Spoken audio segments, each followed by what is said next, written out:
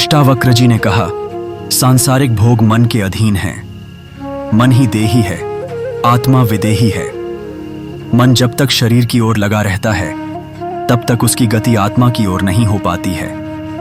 मनुष्य जब मन को ज्ञान के अधीन कर देता है तब वह आत्मा की ओर बढ़ने लगता है और धीरे धीरे सभी बंधनों से मुक्त होकर जीव सत चित्त आनंद बन जाता है। यह शरीर पंच कोशों से बना होता है। अन्न से इसकी उत्पत्ति होती है, इसलिए इसे अन्नमय कोश भी कहते हैं। इसके भीतर प्राणमय कोश है, उसके भीतर मनोमय कोश और उसके बाद विज्ञानमय कोश है।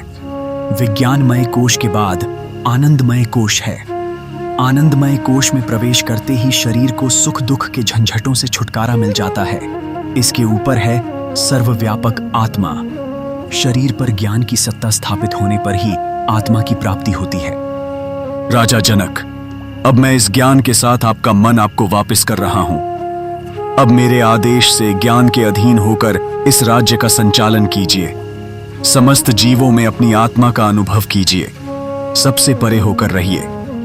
राजा जनक को ज्ञान देकर अष्टावक्र जी चले गए और उस ज्ञान को धारण कर राजा जनक देही से विदेह बन गए।